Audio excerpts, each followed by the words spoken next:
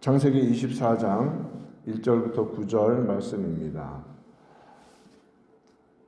사라가 127세에 세상을 떠나 막벨라 굴에 장사되었습니다.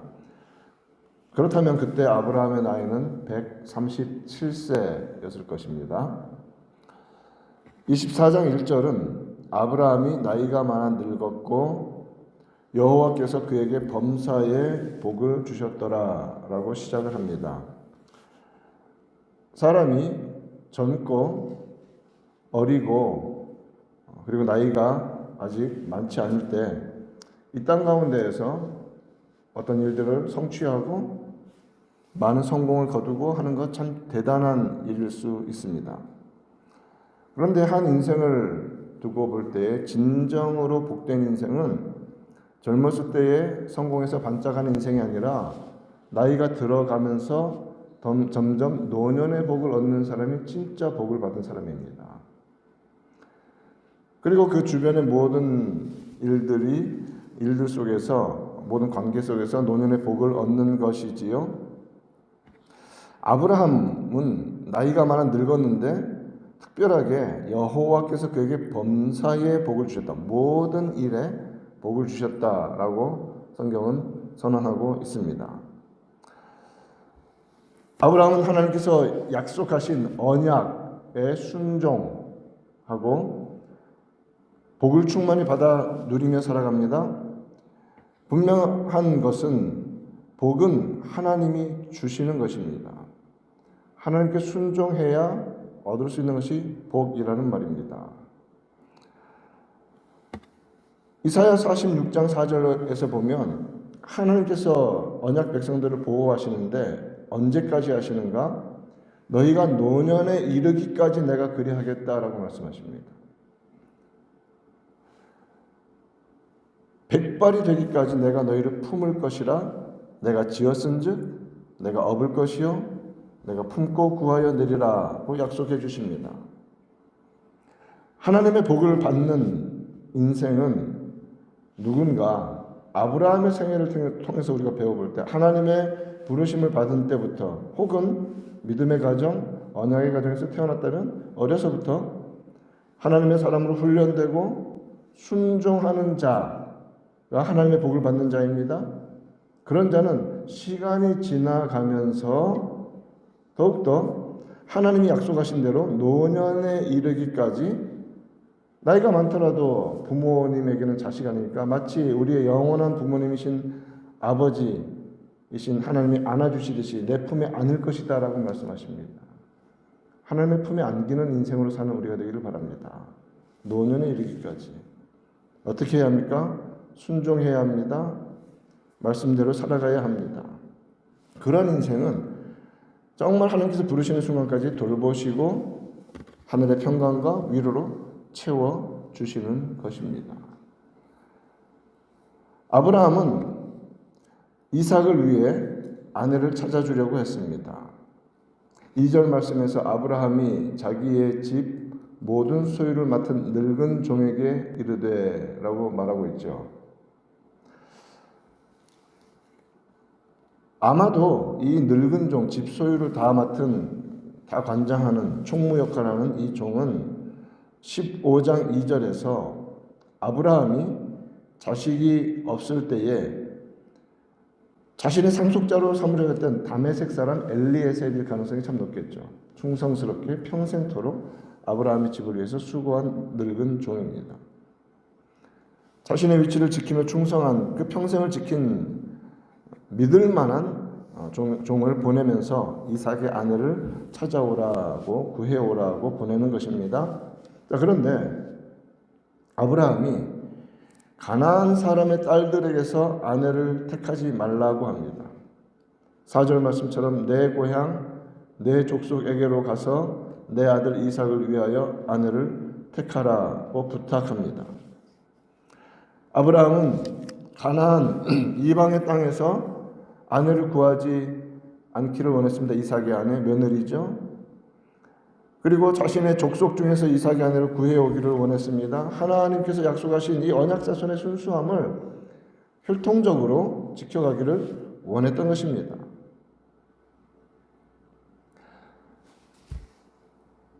아브라함의 늙은 종은 오랜 시간 동안 집안을 잘 관리한 그런 종입니다.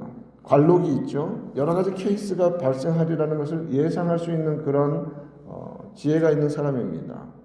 여러 가지 경우들을 생각했습니다. 5절에서 그렇다면 좋은 이삭의 아내 깜을 찾았다면 그 여자가 나를 따라 이 땅으로 오려고 하지 아니하면 그러면 주인의 아들 이삭 도련님을 내가 주인께서 나오신 그 땅 고향이니까 어차피 데리고 가도 괜찮습니까? 라고 질문합니다. 돌아가야 합니까? 당시 상황을 생각해 본다면 얼마든지 생각할 수 있는 그런 질문입니다. 지금처럼 교통이 이렇게 편안하고 왕래가 자유롭고 어느 나라든지 오가는 이런 시대 아닙니다. 그저 태어난 곳에서 평생토록 살다가 죽어가는 것이 당연하고 집을 떠나는 것은 곧 죽음과도 같은 어려운 상황입니다. 안 오려고 하죠. 아니 그 멀리서 안 오려고 할 것이 분명한데 그러면 결혼이라는 어떤 중요한 일을 위해서 데리고 가야 되지 않습니까? 라고 묻는 겁니다. 오늘 이 본문에서 우리가 생각해 볼 수 있는 것이 이겁니다. 무엇이 가장 중요한가? 무엇이 가장 중요한가? 이삭의 결혼이 너무나 급하고 중요합니다.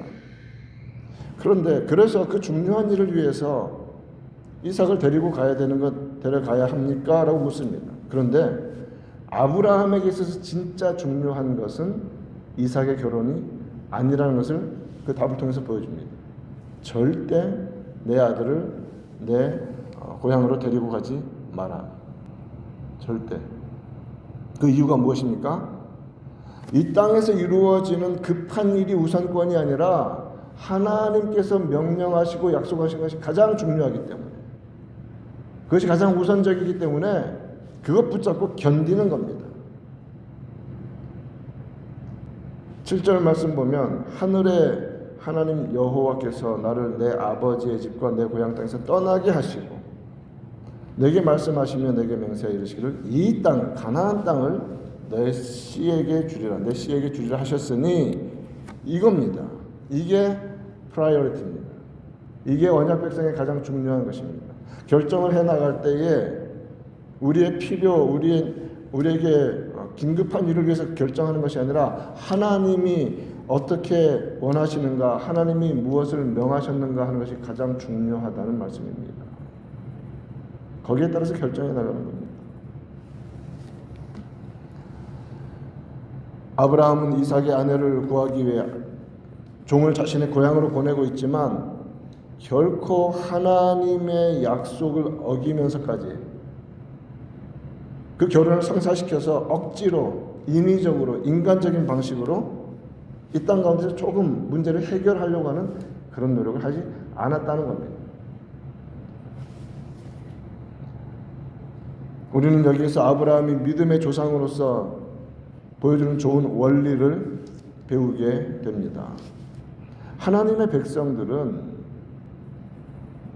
이 땅에서 얻을 수 있는 혹은 얻어야 하는 얻고 싶은 것을 위해서 하나님의 약속과 말씀까지 포기하면서 그 길을 가서는 절대 안 간다는 것입니다.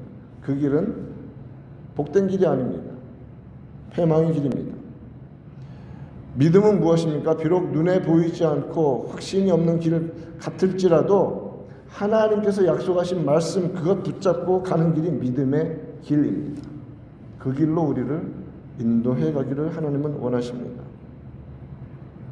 하나님이 약속하신 땅과 그 지경을 지키기 위해 언제라도 하나님 중심, 말씀 중심의 선택과 결정을 해야 한다는 것입니다. 아브라함에게는 그러한 프라이어리티만 있는 것이 아니라 확신이 있었습니다. 믿음의 확신. 무엇에 대한 확신이냐면 하나님이 어떤 분이신가에 대한 확신이었습니다. 하나님이 어떤 분이신가.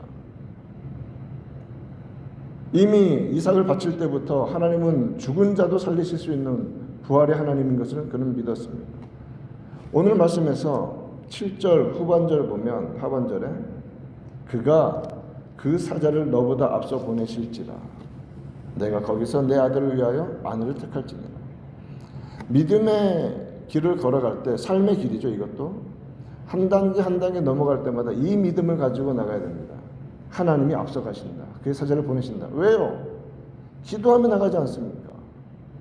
기도하며 가는 길이면서 그 여자 안 오면 어떡하냐 이런 여러 가지 인간적인 경우의 수를 걱정하고 살아가는 것이, 그것은 믿음이 아닙니다. 하나님이 인도하신다. 아브라함은 이미 이삭에게 번제 드릴 제물은 하나님이 준비하신다. 하나님은 그 말씀대로 해주셨습니다. 이삭은 살리시고 하나님이 그 사자를 앞서 보내신다. 믿습니다. 정말로 보내셔서 이제 우리가 살펴보겠지만 얼마나 순적하게 그곳에 도착하지 다 하루 만에 문제 다 해결하고 돌아오지 않습니까? 하나님이 앞서 가십니다. 그것이 우리 믿음의 사람들이 가지고 있는 확신의 근거입니다. 오늘 이 말씀 통하여서 하나님께서 온전히 말씀 붙잡고 살아가는 주의 백성들의 앞길에 앞서가시고 그의 천사들을 앞서 보내시며 주를 믿고 나아가는 성도들의 길을 열어주신다는 것을 흔들림 없는 믿음으로 붙잡는 이 아침 되기를 바랍니다. 그러할 때마다 필요한 것들을 채우실 뿐만 아니라 순적한 길로 열어주실 것입니다. 믿음으로 나아가는 그 모든 길에 이러한 축복이 넘치기를 우리 구주 예수님의 이름으로 축원드립니다.